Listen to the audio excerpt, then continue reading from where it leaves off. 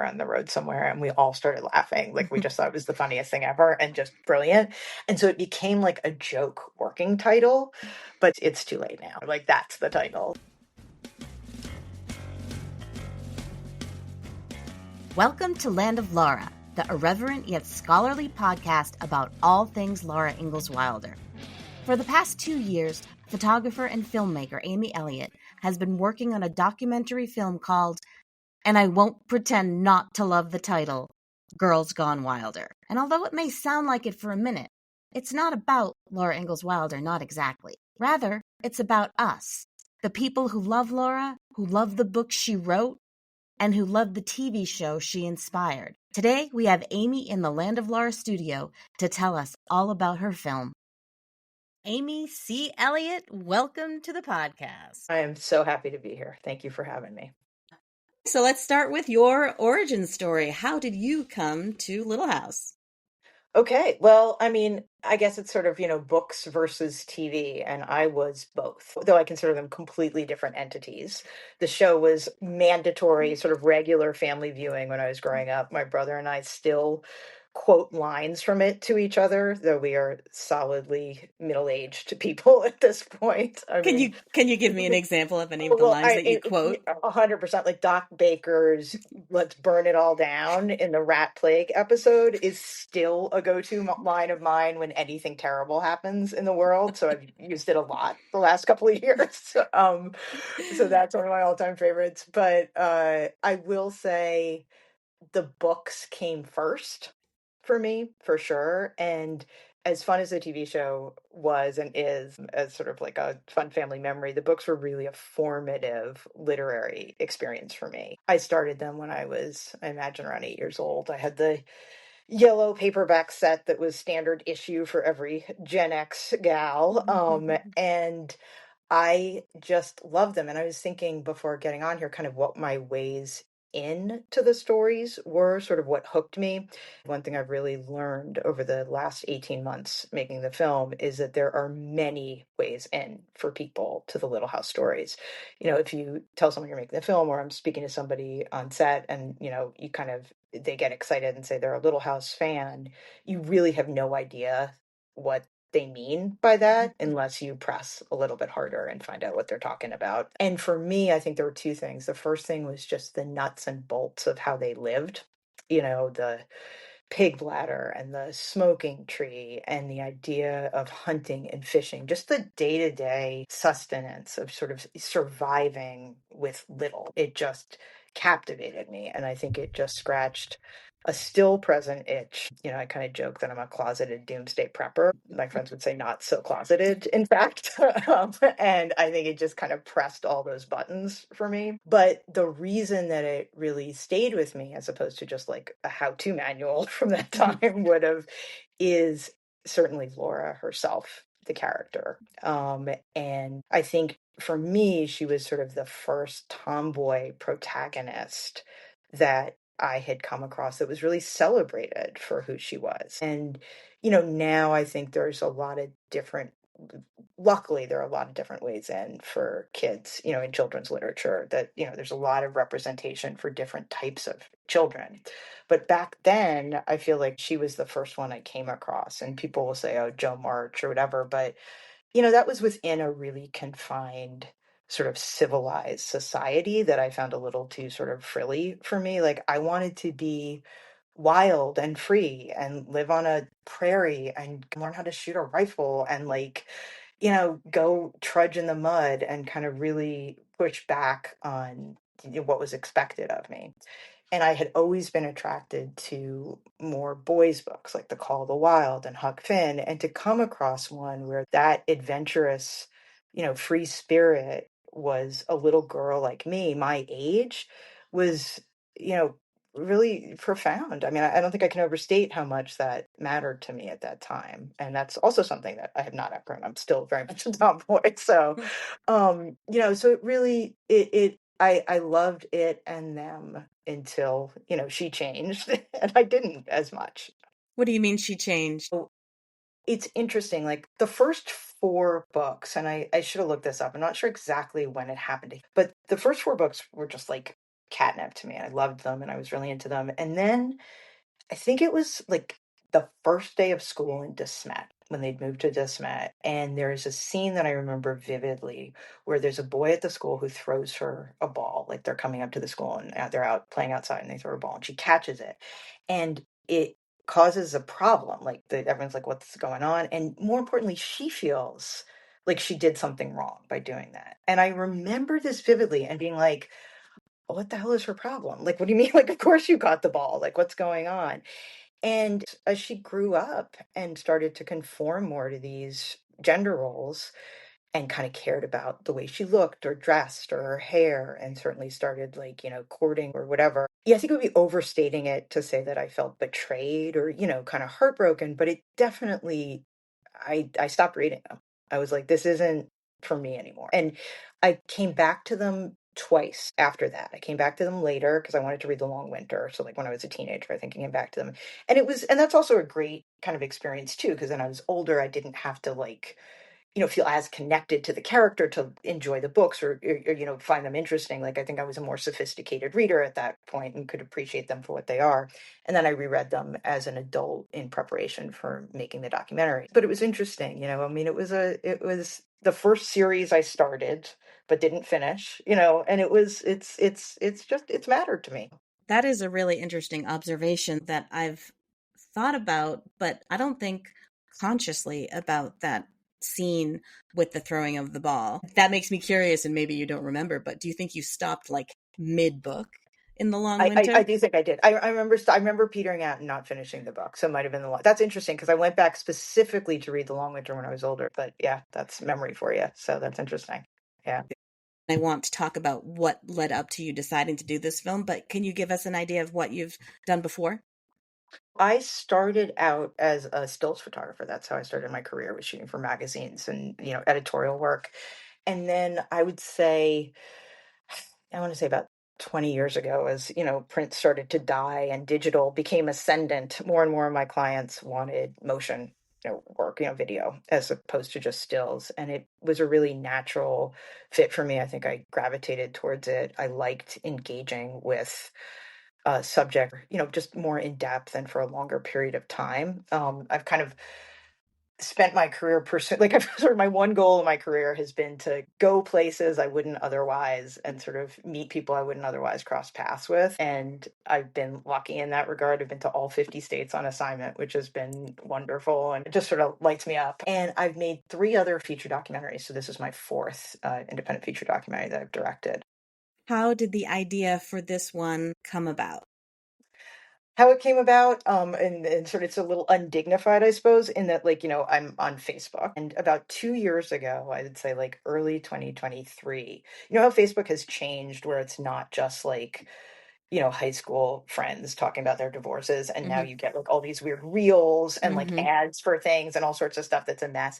And this was happening a lot. I would log onto Facebook and I would get these ads for this reunion for the 50th anniversary for Little House on the Prairie in Simi Valley coming up like in March of 2024. And I would be like, I have to teach the algorithm. Like, what is this? Like, no. And I would like click on it and be like, not interested, not it. And it happened like in the fourth or fifth time it happened. I click on it. And I'm like, for the last time, I'm not interested. And then I was like, wait a minute. Actually, I'm very interested. Like you win. I'm totally interested. And it was, around the time I was looking for another project to work on, another film topic. And it just had all the makings of a film that I would want to do. I mean, it's sort of on the surface, like a funny, offbeat subculture. It's something that I'm pretty familiar with and had mattered to me at a point in my life. And so I think I could really understand in a bit. But also, I saw the potential for it to be a way in, kind of an oblique way in to sort of look at some deeper issues about like, to kind of make a deeper story about American identity. And that's what all my other films, that's what I like about making documentaries. That's what all my other films are. My first film was called World's Largest, and it was about giant roadside attractions, towns that have giant roadside attractions. The second one was about competitive jigsaw puzzling. And the third one was about the largest dump in North America that's still open to salvaging. So, and all of these, kind of what they have in common is they start off in one place where I think it's fascinating on its surface, but then they kind of go somewhere else. Like they end up in a more nuanced or, God forbid, profound place, and reveal a more universal truth. And I thought it had all the makings of that, this topic. And so I contacted two of my filmmaker pals, Mike Schultz, who is a filmmaker in Minnesota and a direct descendant of homesteaders from North Dakota.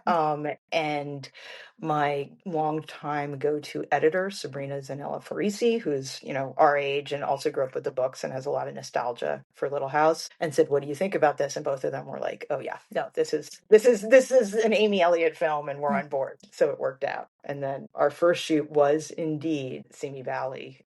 The very thing that I had kept rejecting on Facebook was our first shoot in March of 2024. And, 18,000 people showed up and we knew we would have a film at that point. Was it everything that you expected? Was it different? Was No, it it more? was more. It was more than I did not realize that we would have close to 20,000 people over 3 days. It was kind of a madhouse. And again, there were just so many stories. We honestly could make a film just about that.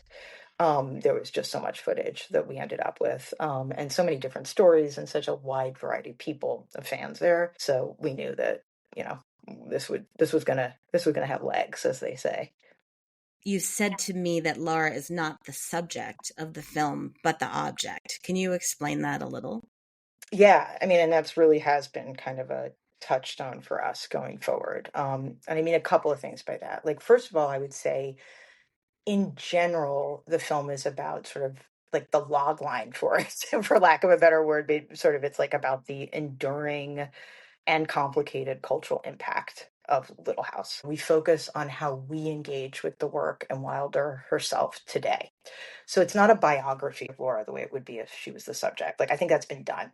The definitive film on her has been done and From Prairie to Page, and we're not interested in reinventing the wheel. It's about us. It's Right. about, yeah, it's about like the fandom and how it encompasses such a wide swath of Americans. It's about her vision, about how her vision of pioneer life still resonates for so many and has become, the dominant one, despite leaving a lot out, and taken altogether what that might say about us as a country and the stories we cling to.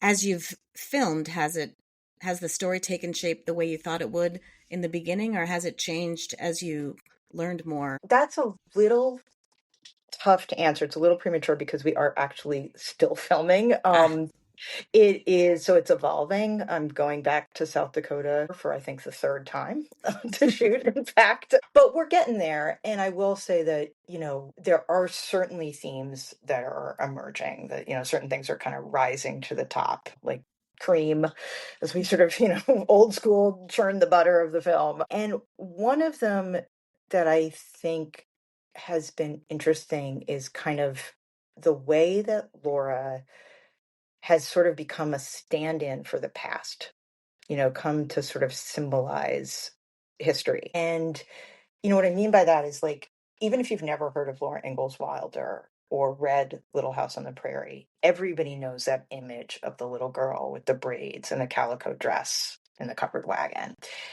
And, even if you did, like, you would, I mean, I remember reading the books and, like, the name on the spine is the same as the name of the character in the book. Like, of course, this is true. This must be, history. And I think it's important to remember that this is a specific, a fictionalized memoir. It's fiction, it's a story from one specific woman's point of view. And when we flatten historical narratives, I mean, even she said, it's the truth, but it's not the whole truth. She left a lot out. When we flatten historical narratives like that, we're erasing complicated history. And I think that has consequences for the present. So that's something that I think will definitely be a dominant theme. when you filmed at the home sites, was that your first time visiting the sites? It was not. I will say I had been to, well, not all of them, but I had been to DeSmet and Walnut Grove. In fact, my mother to this day has a postcard that I sent her from Desmet. 'Cause like I said, our whole family, like, watched the TV show. And I was like, this is the real, Ma and Pa, like, an actual picture of the two of them from Desmet from like 2002 that is still up on her bulletin board. And when I started filming this, she like pulled it down and showed me, and I'm like, wow, I cannot believe you still have that. So no, it was not the first time that I'd been to at least some of the sites. So just to clarify, you went as an adult. You weren't taken by your parents. You went No, on I went. purpose as an Yeah, adult. yeah, absolutely. So I did. Yeah. Excellent. Well, what was it like to shoot at the home sites? What we tried to do, which I think was good, like I said, we're still filming. But we did a lot of the filming in the home sites around their annual festival. The film's got a lot of verite footage. And we filmed a lot of them in 2024 just because there was so much hubbub about the 50th anniversary of the show. Mm-hmm. So, it was interesting. It was very different. I had never been to any of the actual festivals or kind of Laura Days type things. So, yeah, it was different than when I went on my own. Was there a home site that stood out to you that you hadn't been to before?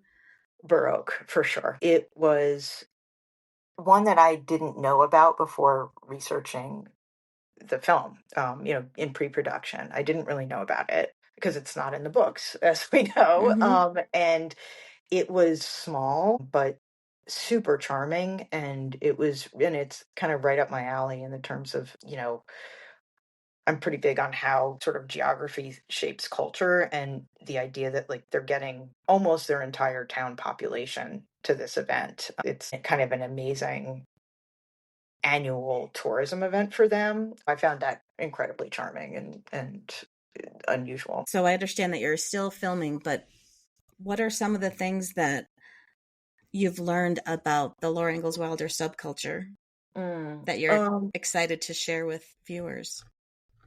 I think there's a a bunch of things. I think one of the things is that it's a lot broader than I thought it was in terms of the fandom, at least. Right. Like I'm not gonna lie, there's gonna be a lot of middle-aged white women in bonnets in the film. But there it is also a broader group than I thought. We've run across people from all sides of the political spectrum. We've run across everybody from Christian homeschoolers to like, trans people. Like it's a pretty broad tent. It's diverse. And maybe part of that is because of the show, which I think brought a lot of people in. The show is pretty woke in some ways, so for lack of a better word. But I think that I was surprised at how wide the swath of fans is in terms of types of Americans. Are you happy with the people that you've been able to interview for their insight? I am. I think we've covered a lot of ground and spoken to a ton of really interesting people. We've shot at most of the home sites. At this point, we shot in Detroit with some of the original manuscripts, which was great, at the public library there. We shot at Laura Palooza. We shot at Homestead National Park, which I think might have been the sleeper hit of the entire film. I can't wait Really, to see it. yeah, it is. It is incredible. Like it is actually one of the sites that, even though it's not directly a Laura site, obviously it's incredibly relevant to her story. I don't know if you've been there in Nebraska, but I couldn't recommend it enough. It's in a town called Beatrix, Nebraska. Even the architecture of it is sort of amazing. Like you drive up and it looks like it's like sort of built to look like a blade cutting a wave of prairie grass, like the shape of the building. On your way to walk in, and you can cut all this if it's just too boring, but I thought it was fascinating. There are all these metal sculptures of the states with cutouts of how much land was homesteaded. And so you get this incredible visual of how much of the country was settled by the Homestead Act. And then you go in and you get this view of the first homestead out the window, which is the Freeman Homestead from 1862. And you're standing in front of a tractor that was used in the last homestead in Alaska in 1986. So in a moment, you get an entire visual of how long that spanned and how kind of consequential it was to the settling of the country. And one thing I thought was fascinating is 1 in 3 Americans, even with the more later waves of immigration and everything, 93 million Americans, 1 in 3 are direct descendants of homesteaders. It's absolutely astonishing. And it's just not something that I think we've learned enough about, No. obviously. Like, I certainly didn't. And the display inside was really nuanced and didn't just celebrate one side, but really highlighted how devastating this was for the indigenous people of the country. I thought it was incredibly thoughtful and moving to be there on a lot of levels. Like I said, one of the sleeper hits of production was getting to go there. I am adding that to my road trip list for real. You 100% should. And in terms of people that we spoke to, I think we have cast a pretty wide net. We've spoken to a ton of different people. There's a lot of diverse voices in the film, which I think is great. One interview that really stands out to me is Caroline Fraser, who wrote Prairie Fires. We knew she was going to be good and Mhm. knowledgeable. I mean, she won a Pulitzer, so like we Mhm. knew that she was going to know what she was talking about. But it was just such a great interview in terms of contextualizing these larger issues, and also as a great counter to all this sort of, verite footage I was telling you Mhm. about. Sort of, the film is a really interesting mix of these verite scenes and then of these sit down interviews. And I think Fraser's in particular was just, everything I could have hoped for and more. So, not only were you able to catch the 50th reunion of the TV show, but the conference Laurapalooza also happened while you were filming. So, you got to film there. What was that like? That was really interesting because it was different than obviously sort of, the events around the home sites.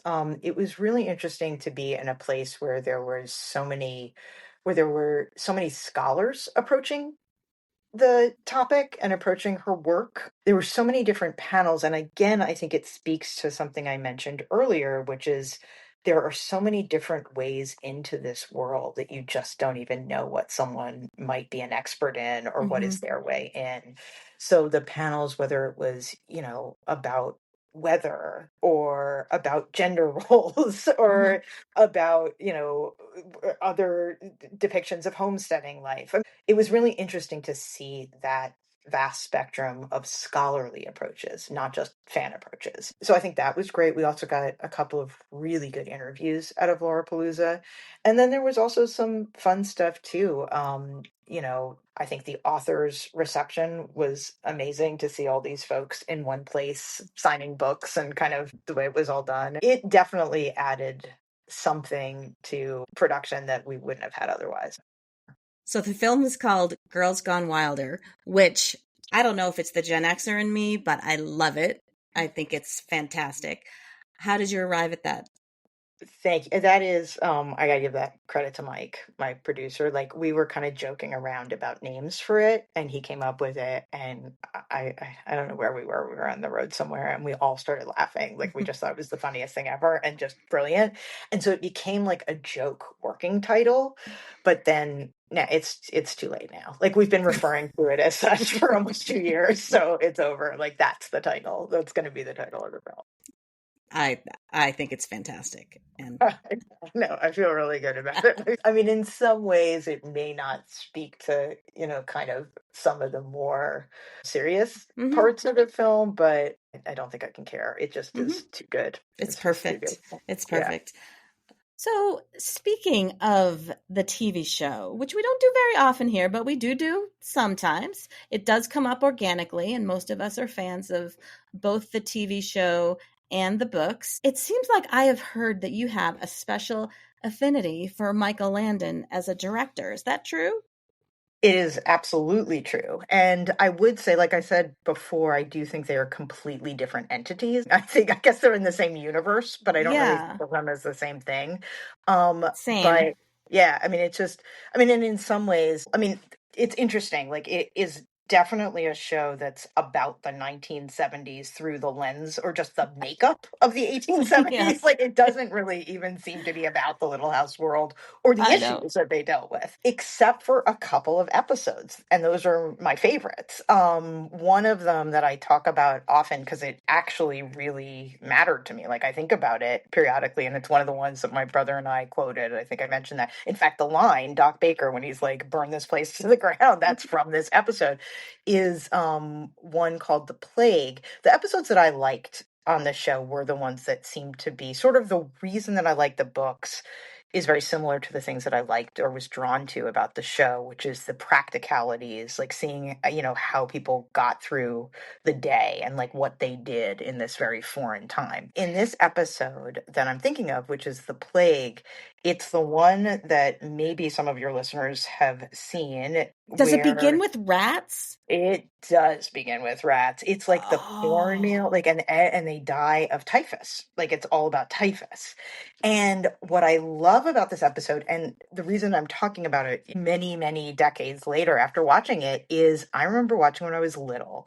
I think it came out in like 1975, and I was too young to see it then, but I saw it in reruns with my brother when I was like Mhm. maybe 8 or 9. And it does start with rats, but even better, there's this cornmeal in a warehouse, and you see these rats kind of nibbling on the corner of the sack, and there's this music. And then it goes to this normal episode where someone's buying the corn. Like someone is buying the corn from this, like this rival of Lars Hansen.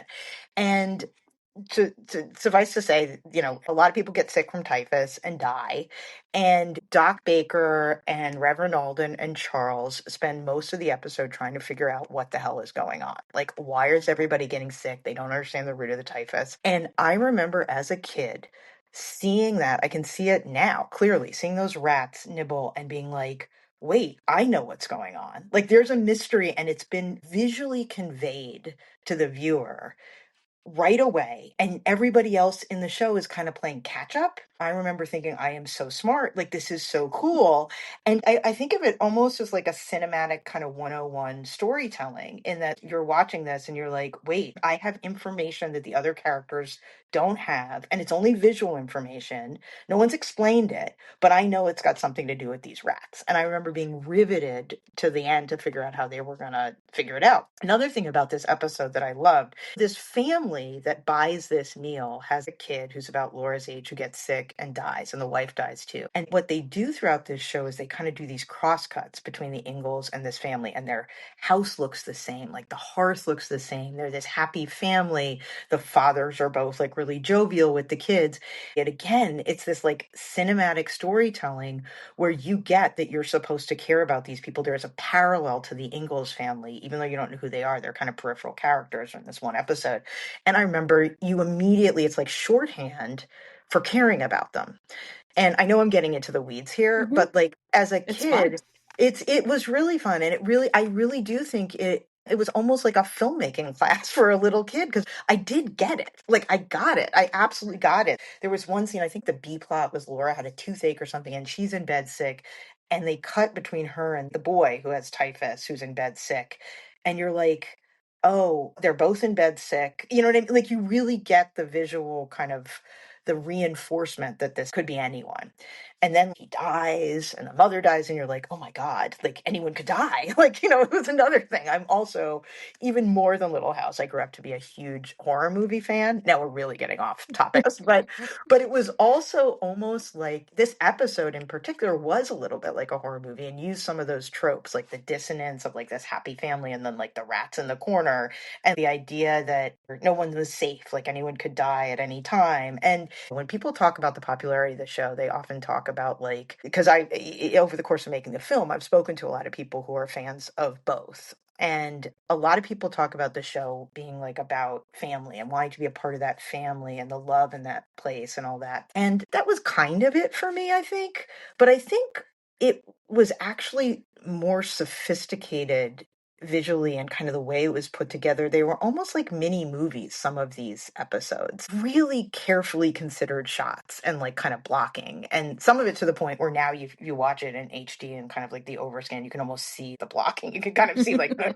edges of the spotlight as they walk down a hall or whatever. But like for me, I think it was really fascinating. I think it was incredibly well done. And I don't know if that's discussed as much as sort of what the staying power is. For me, that's definitely what resonated. Like I'm pretty cynical and, probably didn't care about Mhm.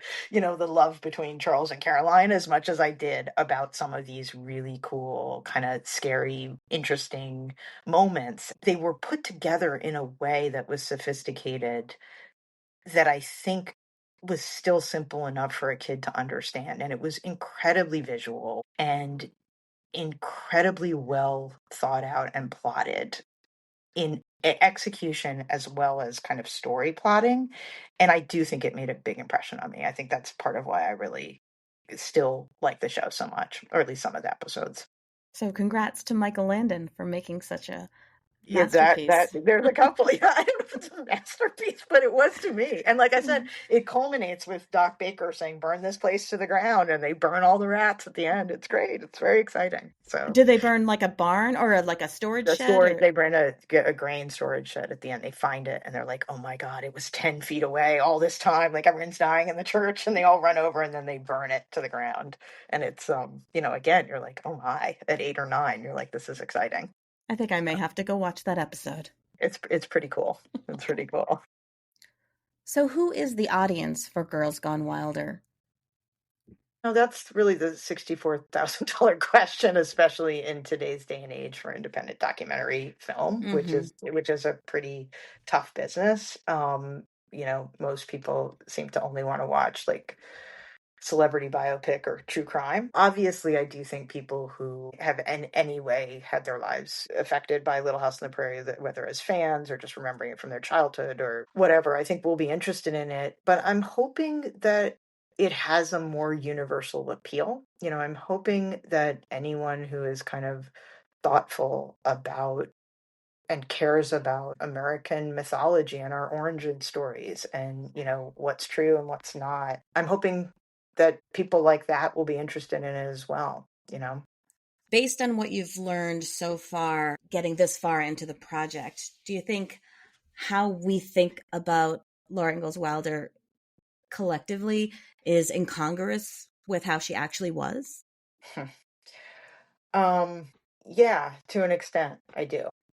I think a lot of people really think of her as a model of self-sufficiency and success in isolation, kind of the epitome of pull yourself up from your bootstraps mentality, that mentality that we love so much in this country. And she perpetuated that with her writing, and most importantly what she left out of her writing. Don't get me wrong, I think she was, obviously a very hardy stock and did persevere in times of great deprivation, but she also had help. Her family was not alone, alone or as isolated as she often portrays. They did have neighbors in the big woods that were closer than it is written. The town came together in the long winter to get through it. There was sort of a community pulling together. Despite her decrying it, there was government assistance along the way as well, kind of in an immediate, intimate ways, like a couple of sacks of flour that Pa got,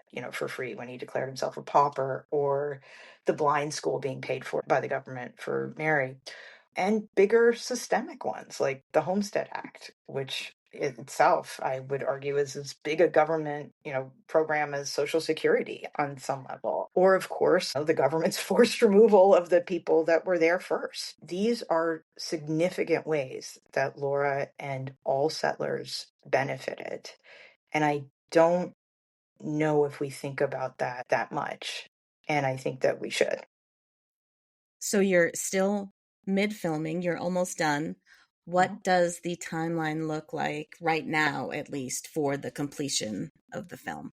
I am hoping, and for an independent documentary like mine, this is actually pretty quick. Believe it or not, it sounds like it's forever, but all my films have taken at least 5 years to make, so I feel like we're way ahead on this one. My editor, Sabrina, is working at the same time that we're shooting. I mean, we're giving her footage and she's at least assembling scenes and things. I am hoping that we will have a rough cut of the film by March. I'd like it to be, 2 years almost exactly from our first shoot. And then we will be applying to festivals and all that sort of thing in the fall. And so it's realistically probably not going to be out anytime soon, probably at the fastest late 2026, but more likely early 2027 is when folks would actually be able to see it.